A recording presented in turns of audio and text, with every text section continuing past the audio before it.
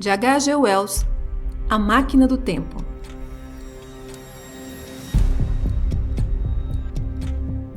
Você está ouvindo Literata Cast, o seu clube de leitura na internet.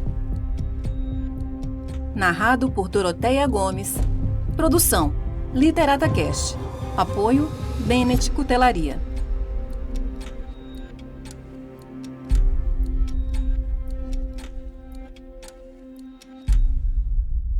Capítulo 6. Isso poderá parecer estranho para vocês, mas se passaram 2 dias antes que eu pudesse seguir atrás da pista recém-encontrada de uma forma que fosse manifestamente adequada. Na verdade, eu sentia uma repulsa muito particular por aqueles corpos esbranquiçados. Eram justo daquela cor branquicenta dos vermes e daqueles outros espécimes que se pode ver preservados em álcool nos bujões de um museu de história natural. E me pareciam imundamente frios ao toque. Talvez a repulsa que eu sentia se devesse, em parte, à simpatia que manifestava pelos Eloys, cujo desgosto pelos Morlocks eu agora começara a apreciar e com certeza me influenciava.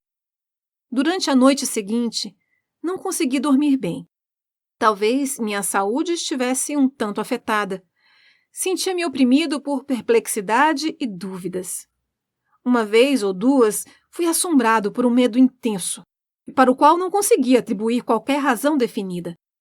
Recordo de haver caminhado sem fazer ruído até o grande salão dormitório, em que o povinho dormia à meia luz do luar filtrado pelas janelas dilapidadas.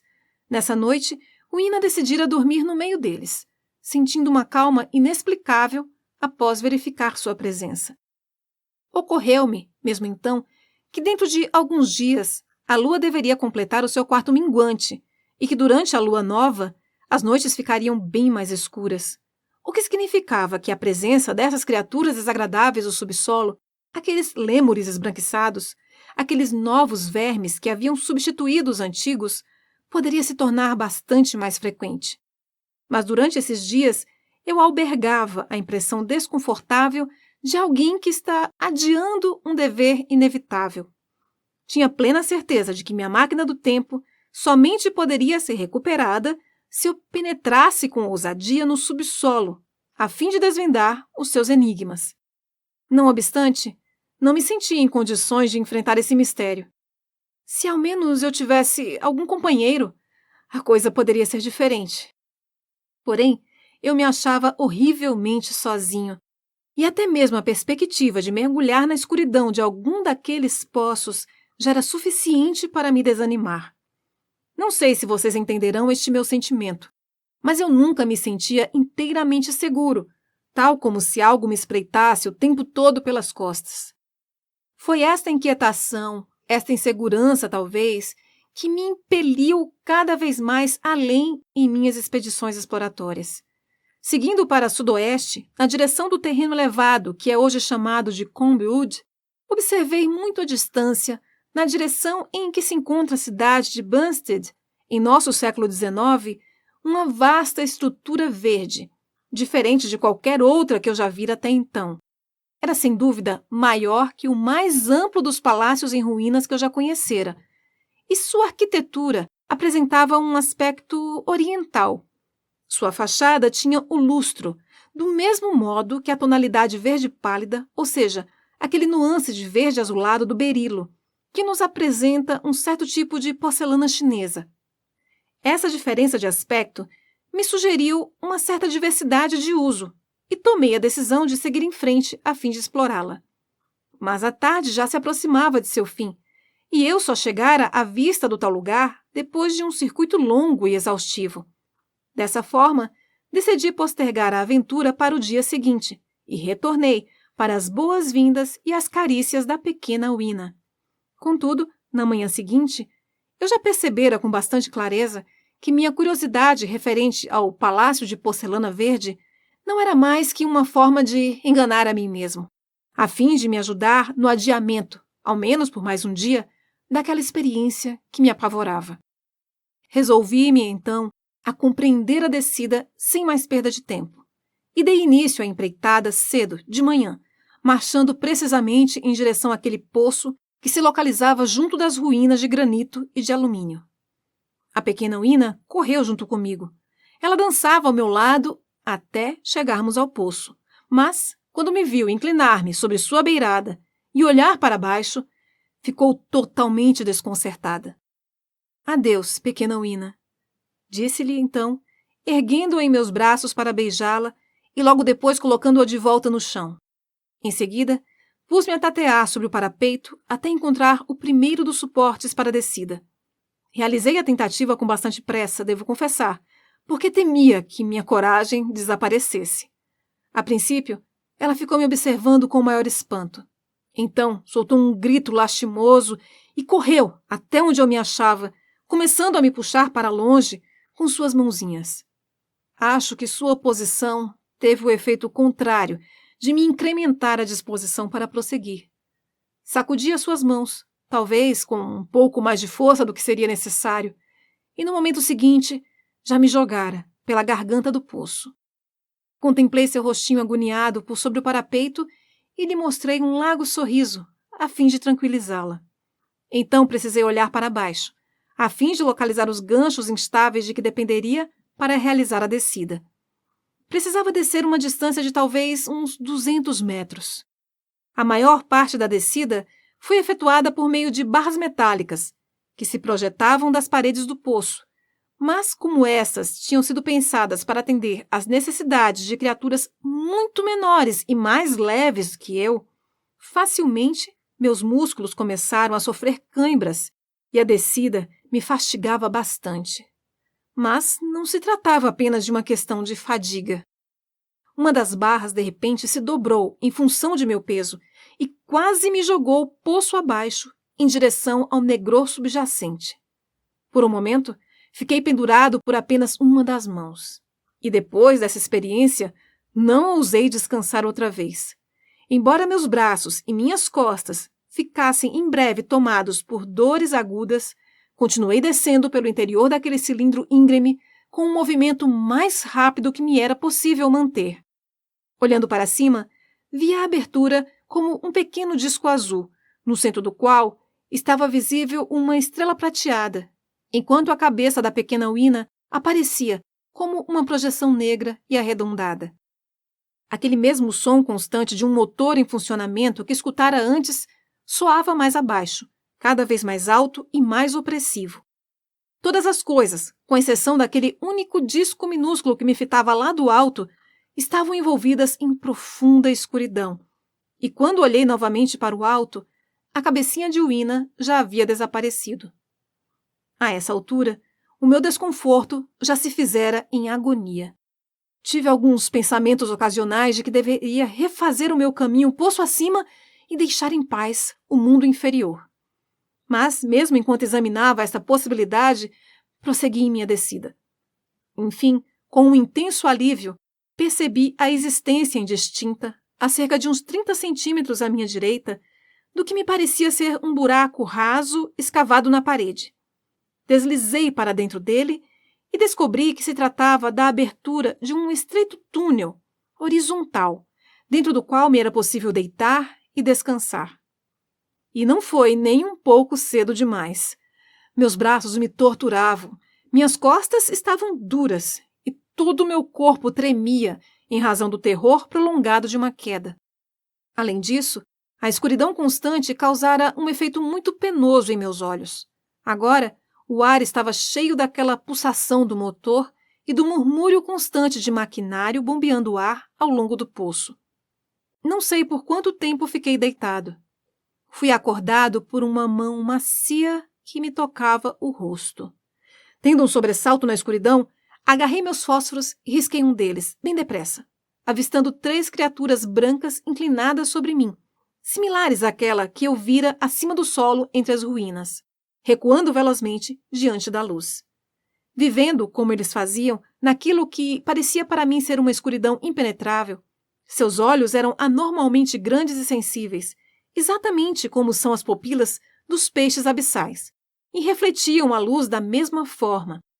Não tenho dúvida de que eles podiam me ver perfeitamente naquela obscuridade, sem quaisquer raios de luz, e não aparentavam ter qualquer medo de mim, salvo pela luz.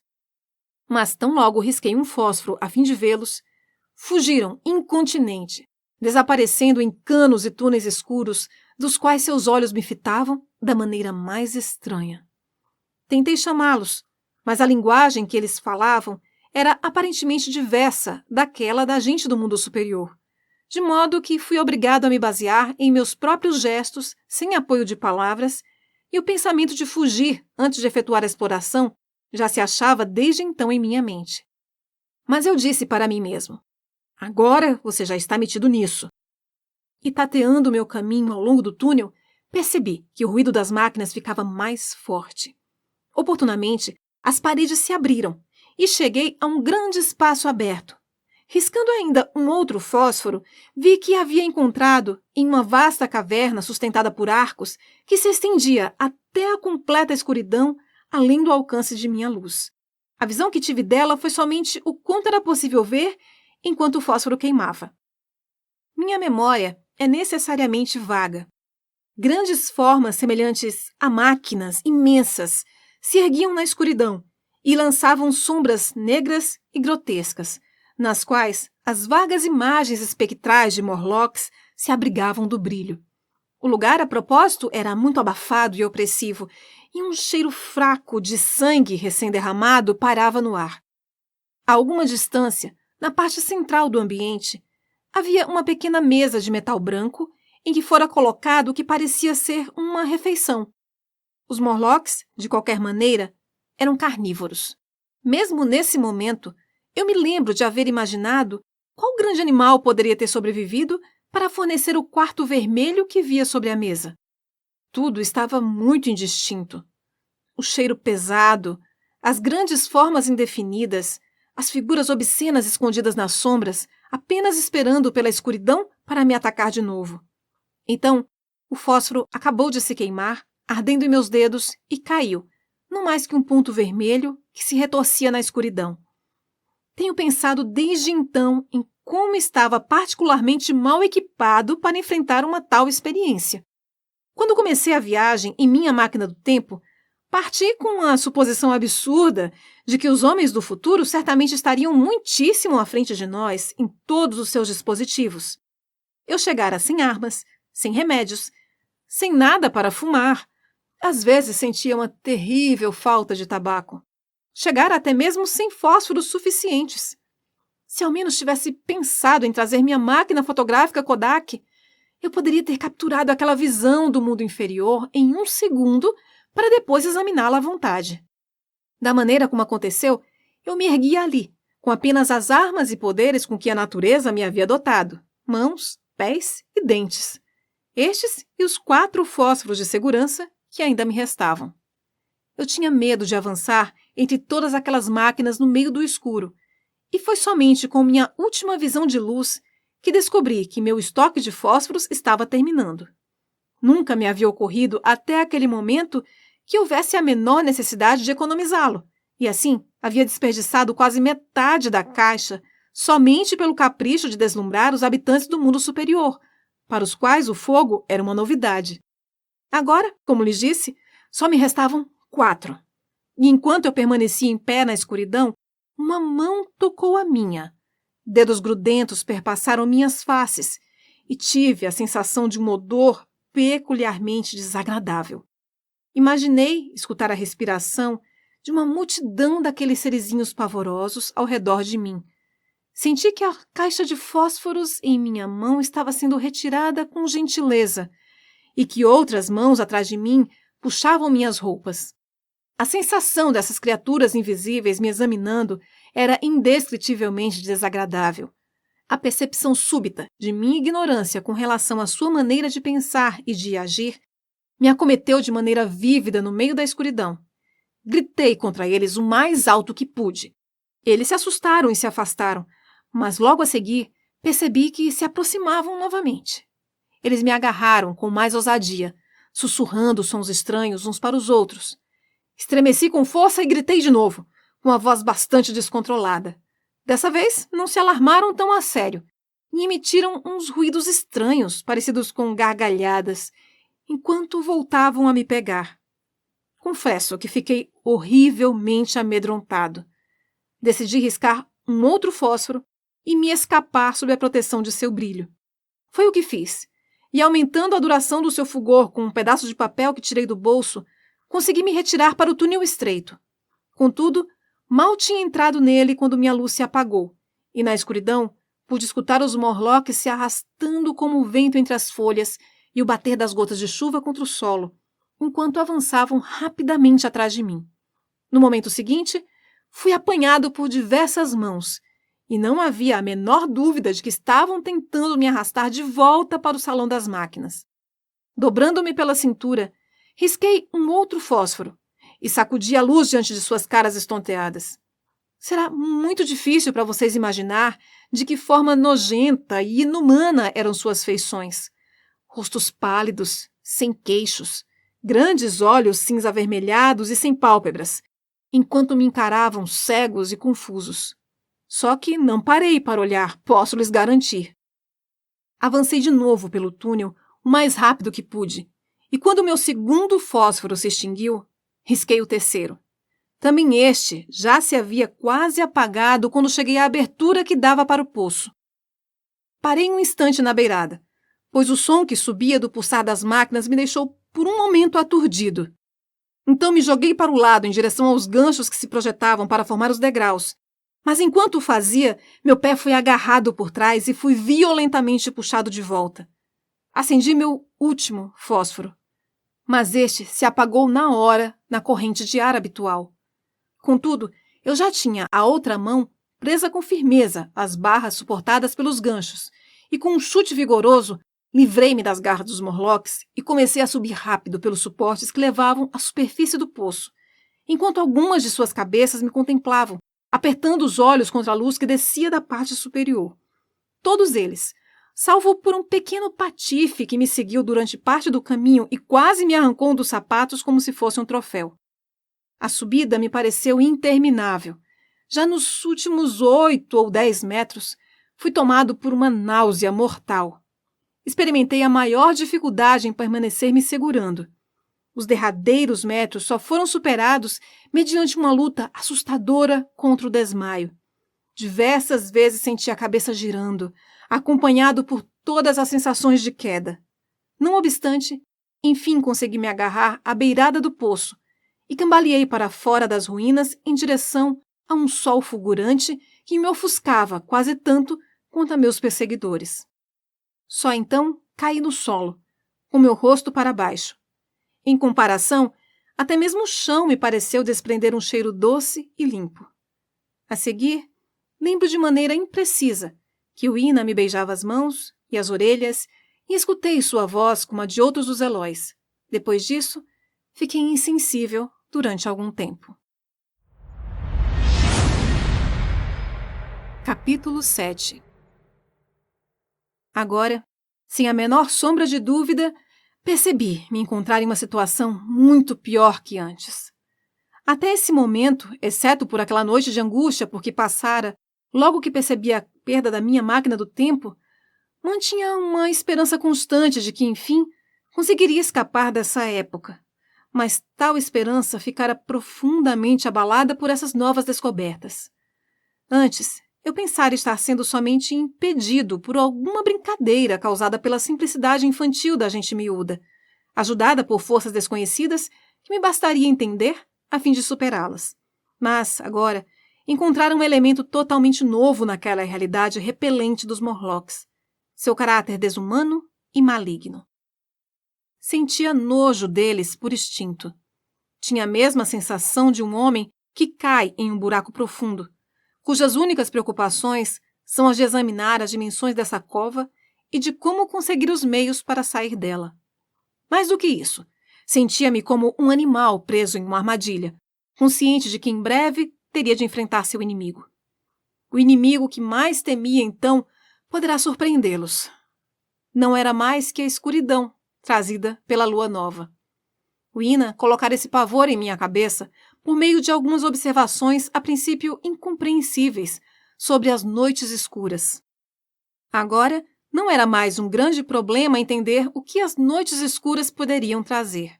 A lua estava no quarto minguante, e a cada noite o intervalo de escuridão era mais longo. E agora eu compreendia, pelo menos até certo ponto, a razão daquele medo terrível que o povinho do mundo superior sentia do escuro. Imaginei vagamente que tipo de vilania imunda os Morlocks poderiam praticar nas escuras noites da lua nova. Tinha bastante segurança agora de que minha segunda hipótese estava totalmente errada. O povo do mundo superior poderia ter sido um dia uma aristocracia privilegiada e os Morlocks seus servos mecânicos. Mas essa situação já desaparecera havia muito tempo. As duas espécies que resultaram da evolução humana deslizavam agora, ou já o tinham feito há bastante tempo, para um relacionamento totalmente diverso. Os Elóis, tal qual os reis carolíngios, haviam decaído a ponto de se tornarem meras futilidades. Ainda tinham a superfície da terra, mas apenas por um tipo de condescendência, porque os Morlocks, subterrâneos havia muitas gerações, finalmente passaram a achar que a luz do dia banhando a superfície era algo de intolerável. E os Morlocks fabricavam as suas roupas em Feri, lhes traziam o alimento e mantinham todo o necessário para as suas necessidades habituais, talvez apenas pela sobrevivência incontestada de algum antigo hábito de lhes prestar serviços. Eles o faziam da mesma forma que cavalos amarrados ficam pateando o solo, ou como essas pessoas que gostam de matar animais por puro esporte, porque antigas necessidades de alimentação, há muito abandonadas, permanecem impressas atavicamente em seus sentimentos. Mas, claramente, a ordem anterior já se achava parcial ou totalmente revertida. A nêmesis daquela gente delicada se arrastava contra eles rapidamente. Eras pregressas, milhares de gerações no passado, alguns homens haviam lançado seus irmãos humanos para fora da luz solar e das facilidades comuns à vida, mas agora tais irmãos estavam retornando, totalmente transformados. Os Elóis já haviam recomeçado a aprender uma velha lição. Passaram a conhecer o medo mais uma vez. De repente me voltou à mente a lembrança daquele quarto de carne crua que havia percebido no mundo inferior. Pareceu-me estranho como essa memória flutuava agora em minha mente. Não fora invocada pela corrente natural de minhas meditações, mas surgira quase como uma pergunta vinda de fora. Tentei recordar o formato daquele pedaço de carne sangrenta que só vira de relance. Tinha uma vaga sensação de alguma coisa familiar, mas realmente não conseguia definir o que era naquele momento. Contudo, por mais inerme que estivesse o povinho perante aquele medo misterioso, minha constituição era bem diferente. Eu fora transportado de nossa própria época, quando o domínio da raça humana amadurecera e predominava, em que o medo não nos paralisava e os mistérios haviam perdido os seus terrores. Eu, ao menos, me defenderia. Sem mais demora, determinei que elaboraria algum tipo de arma e construiria alguma espécie de lugar seguro em que pudesse dormir mais ou menos tranquilo. Mantendo este refúgio como base, saberia como enfrentar este mundo singular com um certo grau daquela confiança que tivera antes de perceber a que tipo de criaturas estivera exposto noite após noite. Percebia não ser capaz de dormir outra vez, até saber que meu leito estava seguro de suas investidas. Estremeci de horror pelo simples pensamento de que elas provavelmente já me haviam examinado a seu bel prazer enquanto eu dormia. Passei a tarde errando ao longo do vale do rio Tâmisa, sem encontrar algo que racionalmente pudesse considerar como inacessível aos monstrinhos. Todos os edifícios e as maiores árvores pareciam ser facilmente escaláveis por alpinistas tão destros quanto os Morlocks deveriam ser, a julgar pela facilidade com que subiam e desciam por aqueles poços. Então, os altos pináculos do palácio de porcelana verde e o brilho polido de suas paredes retornaram à minha memória. E nesse entardecer, carregando Ina em meus ombros como se fosse uma criança, subi as colinas em direção ao sudoeste. A distância, conforme havia calculado, seria de uns 12 ou 15 quilômetros, mas se demonstrou mais próxima de 25. A primeira vez em que avistara o lugar fora em uma tarde úmida, em que as distâncias diminuíam de forma enganadora. Além de estar um tanto mais pesado, O salto de um dos meus sapatos estava frouxo e um prego começava a abrir caminho na sola. Eram sapatos velhos e confortáveis que eu costumava usar em casa, e dessa forma comecei a mancar um pouco.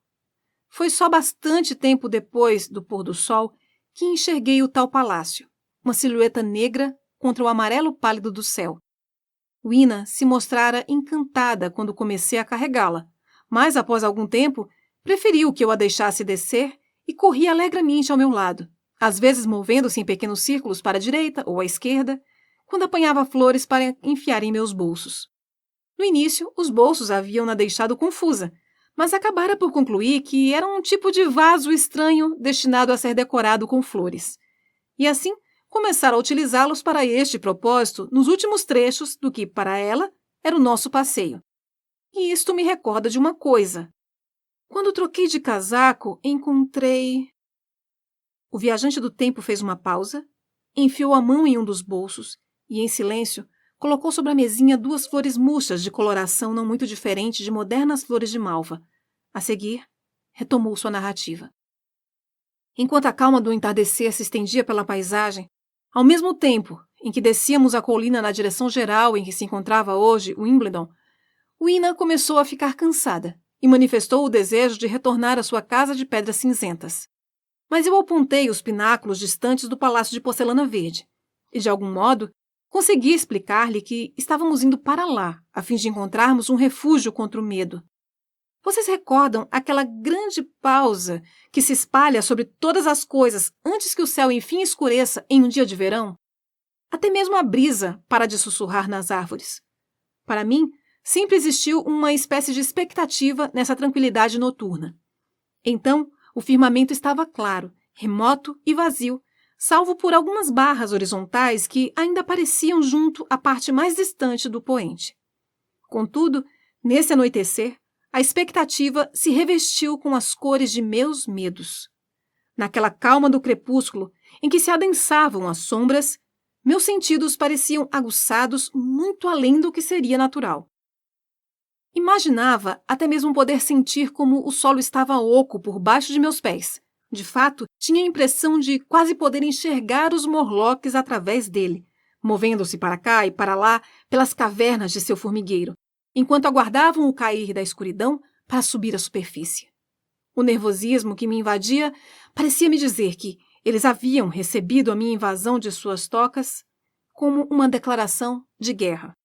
Acima de tudo, que razão poderia haver para que eles tivessem se apossado da minha máquina do tempo? Assim, prosseguimos pela paisagem tranquila, enquanto o lusco-fusco do crepúsculo se aprofundava em noite.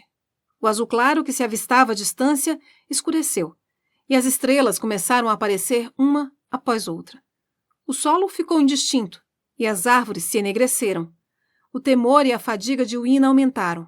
Tomei-a em meus braços, acariciei-a e murmurei palavras tranquilizadoras em seus ouvidos.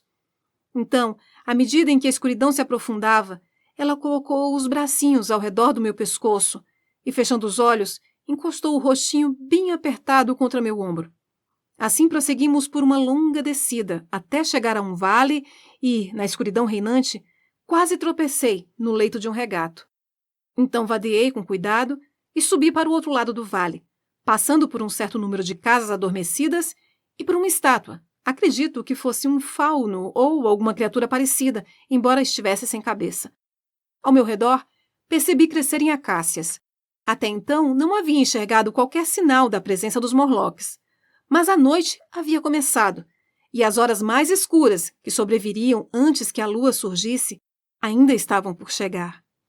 Do alto da próxima colina, avistei uma floresta espessa a se espraiar negra e ampla diante de mim.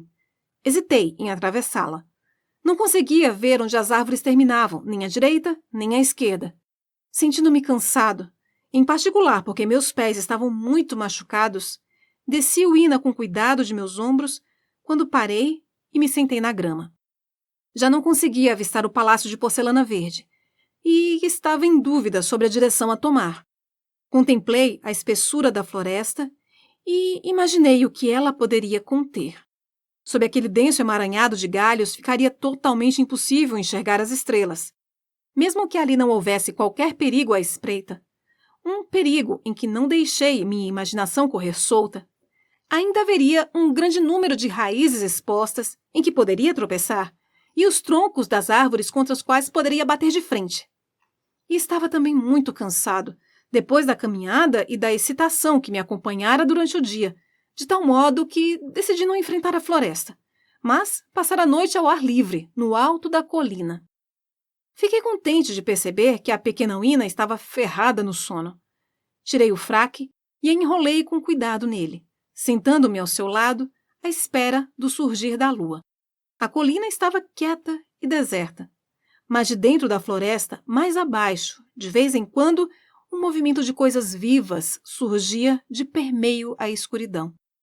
As estrelas brilhavam agora sobre minha cabeça, deixando a noite ainda bastante clara. Experimentei uma certa sensação de conforto e cordialidade em seu piscar. Todas as antigas constelações que conhecera haviam sumido do firmamento. Contudo, porque aquele movimento lento, que é imperceptível durante 100 gerações humanas, já havia rearranjado as estrelas em agrupamentos pouco familiares. Porém, a Via Láctea, segundo me parecia, ainda se apresentava na mesma fita esfarrapada de poeira de estrelas que cruzara o céu de antanho. Olhando para o sul, ou na direção em que julgava que se localizasse, havia uma estrela encarnada e muito brilhante, que parecia ser nova para mim. Era ainda mais esplêndida do que nos aparece hoje a esverdeada Sírius. E entre todos esses pontos de luz, um planeta cintilante brilhava gentil e tranquilamente como a face de um velho amigo. A visão dessas estrelas logo fez encolher meus próprios problemas e todas as coisas graves que assombravam a vida terrestre. Pensei na distância insondável e no movimento vagaroso, mas inevitável, com que procediam do passado desconhecido e marchavam para o futuro também desconhecido. Pensei no grande ciclo processional, que é descrito pelos polos da Terra. Somente 40 vezes essa revolução silenciosa havia transcorrido durante todos esses anos que eu havia atravessado. E durante essas poucas revoluções, todas as atividades, todas as tradições, as complexas organizações, nações, linguagens, literaturas e aspirações, até a própria memória do ser humano, tal como eu o conhecia, tudo fora varrido da existência. Em seu lugar estavam essas criaturas frágeis que tudo haviam esquecido sobre a sua elevada ancestralidade e aquelas coisas brancas que agora me causavam terror. Então pensei no grande medo que surgira entre as duas espécies e, pela primeira vez, com um súbito arrepio, tive uma clara noção do que aquela carne indistinta poderia ser. Contudo, a ideia era horrível demais. Olhei para a pequena Uina adormecida ao meu lado, seu rosto branco semelhante a uma estrela iluminada pelo brilho difuso das estrelas reais que brilhavam no firmamento, e afastei tal ideia de imediato. Durante aquela longa noite, conservei minha mente tão afastada da contemplação dos Morlocks quanto me foi possível, e esperei a passagem do tempo, tentando imaginar que descobria sinais das velhas constelações naquela nova disposição que me confundia. O firmamento continuava muito claro, com a exceção de uma ou duas nuvens de pequenas dimensões. Não resta dúvida de que cochilei, uma vez ou duas. No devido tempo, quando minha vigília estava terminando, uma claridade indistinta começou a surgir no céu oriental, lembrando o reflexo de um fogo descolorido, e a velha lua surgiu mais uma vez, fina, desgastada e muito branca. E logo após ela, tal como se a perseguisse, chegou a aurora, inicialmente muito pálida, depois se tornando aos poucos rosada e cálida. Morlock algum nos aparecera. Sem dúvida, olhando do alto da colina, não vira nem sombra deles a noite inteira. Na confiança que me inspirava o dia renovado, quase me parecia que meus temores tinham sido irracionais. Entretanto, ao me erguer, percebi que o pé cujo sapato estivera o salto afrouxado estava agora com o tornozelo inchado e com o calcanhar dolorido. Num assomo de petulância, sentei-me de volta. Descalcei ambos os sapatos e lancei-os para longe. Acordei Uina e descemos juntos até a floresta, cuja aparência era agora verde e agradável em vez de negra e proibitiva. Logo encontramos frutas suficientes para interromper nosso jejum. Não demorou muito, deparamos com outros representantes da raça gentil, rindo e dançando à luz do sol, tal como se a noite sequer fizesse parte da natureza. Mas recordei outra vez o pedaço de carne que havia visto. Tinha certeza agora do que realmente era, e do fundo do meu coração senti piedade por este último remanso frágil da grande corrente da humanidade.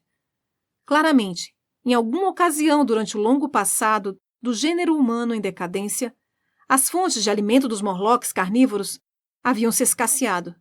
Possivelmente tinham sido reduzidos a comer ratos e vermes. Mesmo hoje, os seres humanos são bem menos exclusivos e discriminadores com relação aos seus alimentos do que foram em tempos passados. Bem menos que qualquer espécie de macacos. Seu preconceito contra o consumo de carne humana não constitui realmente um instinto arraigado. De certo, fora abandonado por estes inumanos filhos dos homens. Tentei encarar o fato dentro de uma perspectiva científica. Afinal de contas, eles já eram bem menos humanos que nossos antepassados canibais de apenas 3 ou 4 mil anos antes de nossa própria época. E a inteligência ou os sentimentos que pudessem ter transformado este estado de coisas em um tormento, de certo, desapareceram de há muito. Por que eu deveria me incomodar com este fato? Na verdade, esses Elóis não eram mais do que o gado que eles engordavam, que era preservado como alimentação para aqueles Morlocks que viviam como formigas, e a cuja reprodução provavelmente assistiam. E ali estava o Ina, dançando do meu lado. Logo, tentei preservar-me desse horror que se aproximava de mim, encarando como a mais rigorosa punição que jamais fora imposta ao egoísmo humano.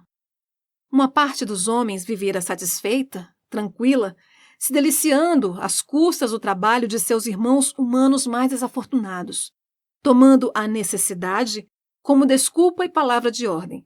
Quando os tempos se cumpriram, a necessidade recaíra de maneira vingativa sobre eles. Eu até mesmo tentei sentir um desprezo, semelhante ao de Carlyle por essa aristocracia desgraçada e decadente. Contudo, manter essa disposição de mente foi impossível para mim. Por maior que fosse sua degradação intelectual, os Elóis haviam conservado uma parte importante demais das características humanas para não merecerem minha simpatia e para, obrigatoriamente, me fazerem compartilhar de sua degradação e de seu medo. Nesse momento, eu ainda nutria ideias muito vagas quanto à estratégia que deveria seguir. Minha primeira ideia era de apenas me assegurar algum lugar de refúgio seguro e confeccionar as armas de metal ou de pedra que pudesse conceber dentro das circunstâncias. Ora, essa necessidade era imediata. Em segundo lugar, eu esperava obter algum meio de fazer fogo, a fim de poder fabricar uma tocha e tê-la em minhas mãos, pois nada seria mais eficiente contra os Morlocks.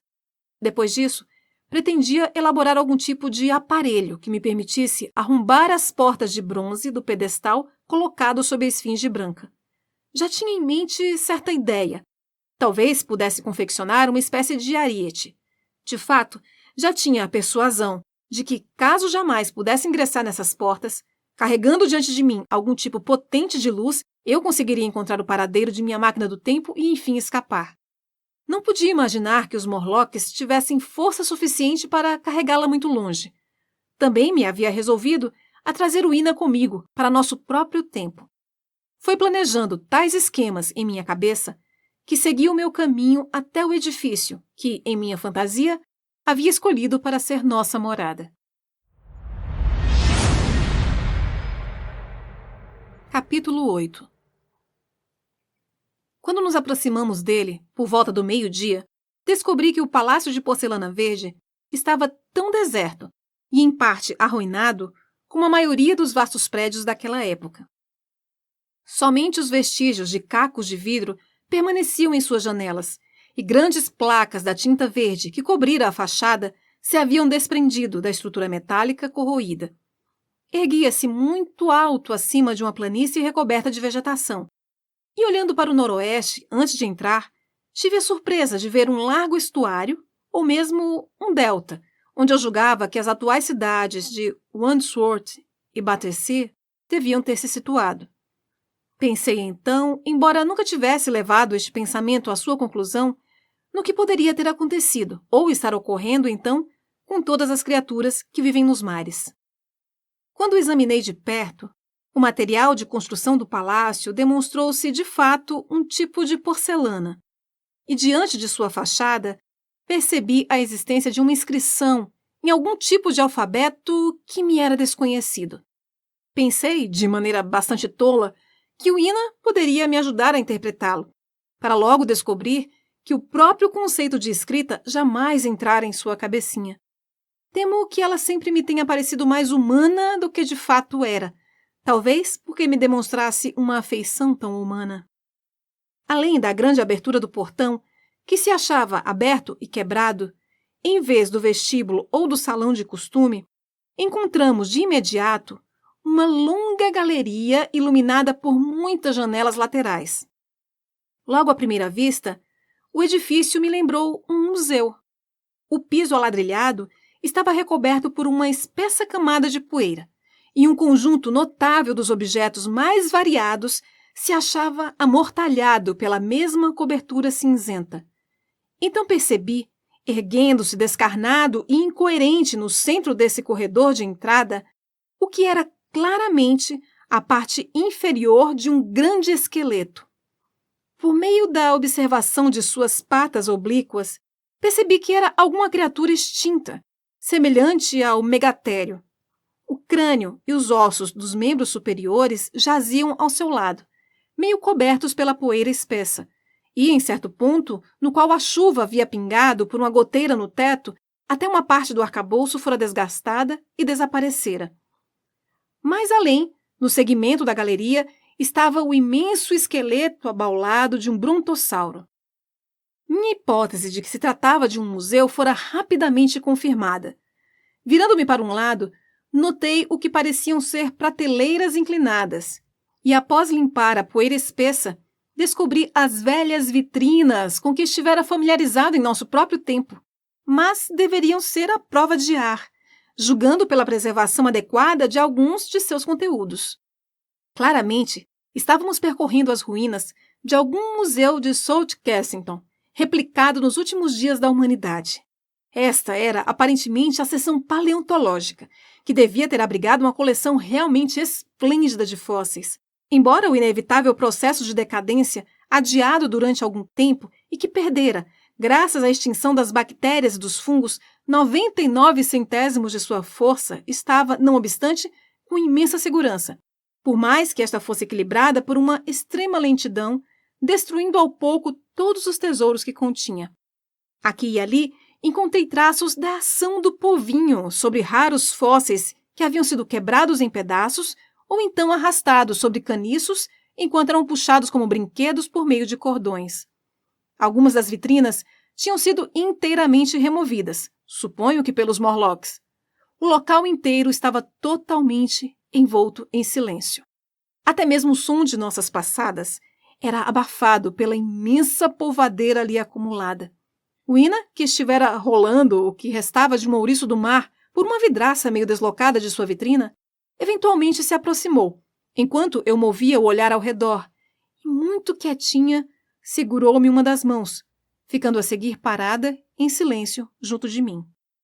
E, a princípio, eu me achava tão surpreso por esse antigo monumento de uma era ainda intelectual que nem sequer estava prestando atenção às possibilidades que me apresentava. Até mesmo minha constante preocupação com o destino da minha máquina do tempo havia sido deslocada temporariamente de meu pensamento. A julgar pelo tamanho do lugar, este palácio de porcelana verde tinha muito mais do que uma galeria de paleontologia. Devia ter exposições históricas, talvez até mesmo uma biblioteca. Para mim, pelo menos em minhas circunstâncias presentes, estas seriam muito mais interessantes do que estes espetáculos das descobertas em antiquíssimos estratos geológicos a se desmanchar aos poucos. Seguindo a exploração, logo encontrei outro corredor, mais curto em ângulo transversal com o primeiro. Este departamento parecia devotado à exposição de minerais, e a visão de um bloco de enxofre lançou meu cérebro a possibilidade de fabricação de pólvora. Mas não consegui encontrar salitre algum. De fato, não localizei qualquer tipo de nitrato. Sem dúvida, as amostras se haviam degradado séculos antes. Todavia, o bloco de enxofre permaneceu gravado em minha mente e deu origem a uma linha de pensamento que não chegou a ser levada adiante. Quanto aos demais conteúdos daquela galeria, embora em seu conjunto fossem os mais bem preservados que ali encontrara até então, não eram de molde a me despertar grande interesse. Não sou especialista em mineralogia, e assim segui adiante por um corredor bastante arruinado que se estendia em paralelo ao primeiro que havia percorrido. Aparentemente, esta seção fora devotada à história natural, mas todos os espécimes a longo tempo se haviam degradado a ponto de se tornarem irreconhecíveis. Alguns vestígios negros e encolhidos do que deveriam ter sido animais empalhados, restos de múmias secas em botijões que deviam ter estado cheios de álcool, a poeira marrom deixada por plantas falecidas, era só o que restava. Lamentei bastante este fato, pois teria ficado contente em poder traçar os padrões dos pacientes reajustamentos por meio dos quais a conquista da natureza animada fora obtida. Então, chegamos a uma galeria de proporções simplesmente colossais, mas singularmente mal iluminada, cujo piso descia em um pequeno ângulo na direção oposta pela qual eu havia entrado. A intervalos, globos brancos pendiam do forro, muitos deles rachados ou quebrados, o que sugeria que, originalmente, o local tinha sido iluminado de maneira artificial por algum tipo de lâmpadas. Mas aqui eu já me encontrava mais em meu próprio elemento, pois em ambos os lados se erguiam as imensas massas de grandes máquinas, todas enferrujadas e muitas delas quebradas, porém algumas ainda mais ou menos completas.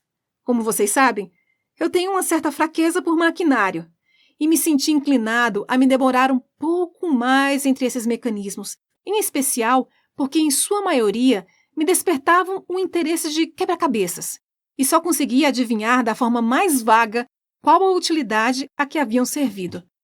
Imaginei que, caso conseguisse solver esses enigmas, eu poderia me encontrar na posse de poderes com os quais seria possível desafiar os Morlocks.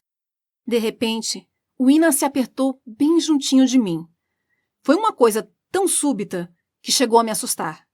Se não fosse por ela, talvez eu nem tivesse observado a inclinação do piso desse vasto salão. A ponta pelo qual eu havia entrado ficava bastante acima do nível do solo e era iluminada por algumas raras janelas semelhantes a seteiras.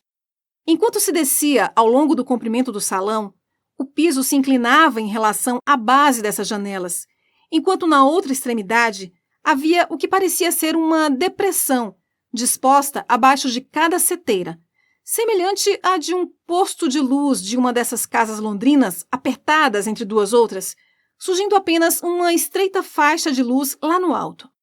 Segui caminhando em frente, lentamente, pensando no enigma que me era apresentado por tantas máquinas, e tinha estado demasiadamente preocupado com elas para perceber a gradual diminuição da luz, até a apreensão crescente de Uina me chamara a atenção.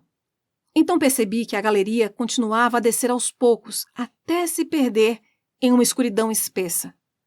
Hesitei, e então, ao olhar ao meu redor, vi que a poeira era menos abundante por aqui, e a camada que existia era bem menos parelha. Mais além, em direção às sombras, parecia ter sido interrompida por uma sucessão de pequenas pegadas estreitas. Minha sensação da presença imediata dos Morlocks foi revivida na hora. Percebi que estava desperdiçando meu tempo neste exame acadêmico dos maquinismos. Surgiu-me na mente a convicção de que a tarde já estava bastante avançada e que eu ainda não dispunha de armas, nem de refúgio, e muito menos dos meios para acender um fogo. Para piorar a situação, provindo de dentro do mais remoto negror da extremidade da galeria, escutei uns barulhinhos peculiares e ritmados, os mesmos ruídos singulares que escutara nas profundezas do poço. Apertei com firmeza a mãozinha de Uina, então uma ideia súbita me atingiu. Soltei-a e me voltei para certa máquina de que se projetava uma espécie de alavanca, não muito diferente dessas que existem nos sinalizadores das ferrovias. Subindo a plataforma, segurei a alavanca com ambas as mãos.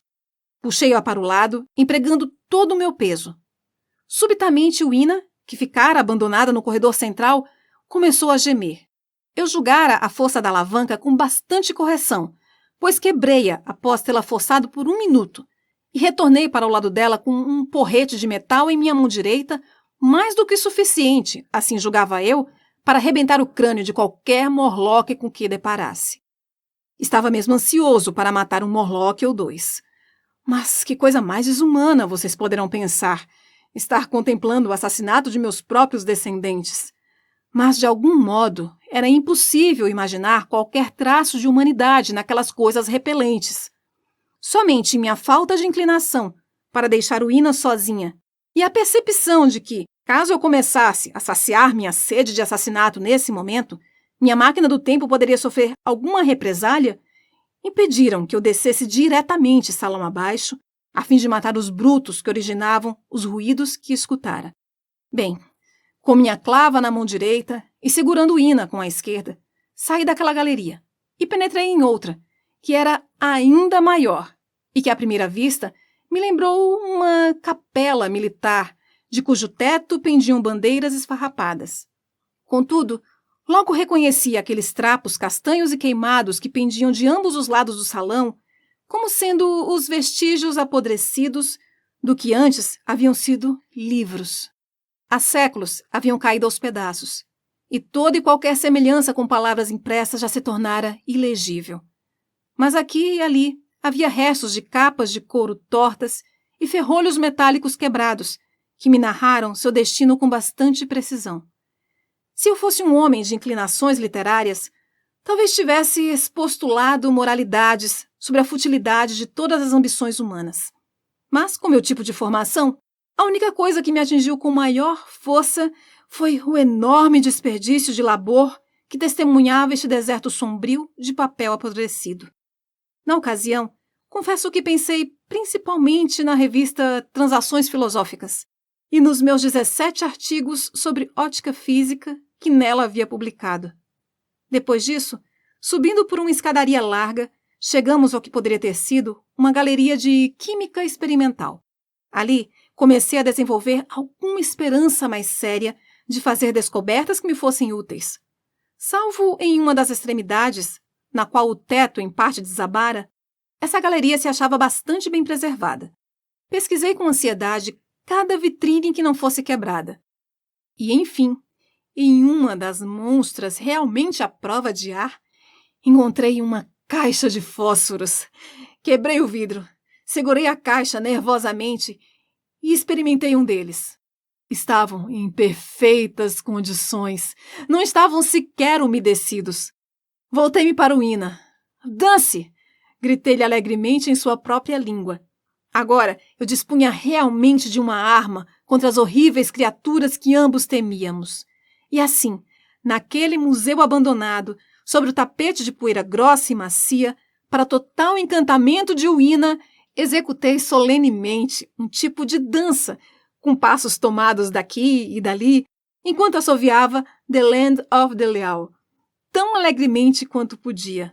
Em parte, executei um modesto cancan, em parte um sapateado, em parte uma sarabanda, tanto quanto as abas de meu fraque permitiam, e em boa parte original. Sou inventivo por natureza, como vocês bem sabem. Ora, vejam, eu ainda penso que se essa caixa de fósforos conseguiu escapar aos estragos do tempo durante anos imemoriais, isso tinha sido uma coisa tão estranha quanto para mim representara um imenso golpe de sorte. Contudo, por estranho que pareça, encontrei uma substância ainda mais improvável, isto é, cânfora. Encontrei-a em um bujão selado, que por puro acaso, suponho eu, fora de fato hermeticamente fechado. Imaginei a princípio que fosse cera de parafina e, consequentemente, quebrei o vidro. Mas o cheiro da cânfora era inconfundível. Naquela decadência universal, a substância volátil havia conseguido sobreviver, talvez por muitos milhares de séculos. Isso me recorda de uma pintura em sépia, que conheci certa vez e que fora executada com a tinta de um fóssil de belemnita, que deveria ter perecido e se fossilizado milhões de anos antes. Já estava mesmo a ponto de jogá-la fora quando lembrei que cânfora é inflamável e que se queima com uma chama longa e brilhante. De fato, era uma excelente matéria-prima para a fabricação de velas, e a seguir coloquei o espécime em um de meus bolsos. Não encontrei explosivos, contudo, nem qualquer meio pelo qual pudesse quebrar as portas de bronze no pedestal da esfinge branca. Por enquanto, minha clava de ferro era a coisa mais útil neste sentido que tivera a felicidade de encontrar, o que não impediu que eu saísse daquela galeria exultante. Não posso lhes contar toda a história daquela longa tarde. Seria necessário um grande esforço de memória para relembrar todas as minhas explorações em ordem correta. Recordo uma longa galeria, com panóplias de armas enferrujadas, como hesitei entre a minha alavanca e um machado ou uma espada. Não poderia carregar tudo, entretanto, e minha barra de ferro prometia melhor uso para arrombar os portões de bronze. Encontrei um vasto número de revólveres, pistolas e rifles. A maioria estava reduzida a simples massas de ferrugem, mas muitos eram feitos de algum novo tipo de metal. Me pareciam estar ainda em condições relativamente boas, mas quaisquer cartuchos ou mesmo pólvora que pudessem ter sido expostos ali deveriam ter se transformado em poeira há séculos. O canto de uma das vitrinas estava queimado e estilhaçado. Quem sabe, segundo pensei, por alguma explosão que ocorrera entre os espécimes. Em outro lugar, havia uma vasta exposição de ídolos. Polinésios, mexicanos, gregos, fenícios, de todos os países da terra que conseguia recordar. E aqui, cedendo a um impulso irresistível, escrevi meu nome no vasto nariz de um monstro de esteatita originário da América do Sul, que em especial me chamara a atenção. Mas, à medida que a tarde se acabava, meu interesse foi diminuindo com ela. Eu havia marchado por galeria após galeria, empoeiradas, silenciosas, com frequência arruinadas. Algumas das exposições, apenas montes de ferrugem ou lignito, outras mais bem conservadas. Em determinado ponto, deparei com um diorama, que representava o funcionamento de certa mina de estanho. E a seguir, por mero acidente, em uma das vitrinas à prova de ar, encontrei 2 bananas de dinamite. Gritei eureka! E rebentei o vidro com alegria. A seguir, tive dúvidas. Hesitei. Então, escolhendo uma pequena galeria lateral, fiz uma tentativa. Não recordo de haver sentido desapontamento maior do que experimentei nessa ocasião, esperando 5, 10, 15 minutos por uma explosão que nunca veio. É claro que eram apenas reproduções, como já deveria ter adivinhado por sua presença em um local de visitação pública. Mas, de fato, havia acreditado que, se tivessem sido verdadeiras, eu poderia sair correndo imediatamente e explodindo para a total inexistência não somente os portões de bronze, como a esfinge branca inteira. E com eles, como mais tarde me foi demonstrado, minhas derradeiras chances de encontrar a máquina do tempo. Foi depois desse fracasso, penso eu, que chegamos a um pequeno pátio aberto no centro do palácio. O chão estava coberto de ervas, e ali cresciam 3 árvores frutíferas. Assim aproveitamos para descansar e nos alimentar. Mas logo vi que o crepúsculo se aproximava e comecei a reconsiderar a nossa posição. A noite se arrastava em nossa direção e meu esconderijo inacessível ainda precisava ser encontrado. Contudo, isso me perturbava muito menos agora. Eu estava em posse de uma coisa que era, talvez, a melhor das defesas contra os Morlocks. Eu tinha novamente fósforos. Trazia a cânfora em meu bolso também, caso fosse necessária uma fulguração maior. Cheguei à conclusão de que a melhor coisa que poderíamos fazer agora seria passar mais uma noite ao ar livre, só que protegidos por uma fogueira. E na manhã seguinte, partiríamos para recuperar a máquina do tempo. Para alcançar o objetivo por enquanto, tinha apenas a minha clava de ferro. Porém agora, com meus novos conhecimentos, eu me sentia de forma bastante diferente com relação àqueles portões de bronze. Até então, eu evitara forçá-los em boa parte por temer algum mistério escondido do lado de dentro. De fato, nunca me haviam impressionado como sendo particularmente resistentes, e esperava que minha barra de ferro não fosse de toda inadequada para realizar a tarefa.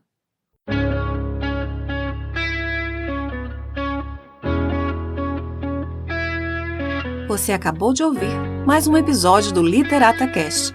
Apoio Bennett Cutelaria.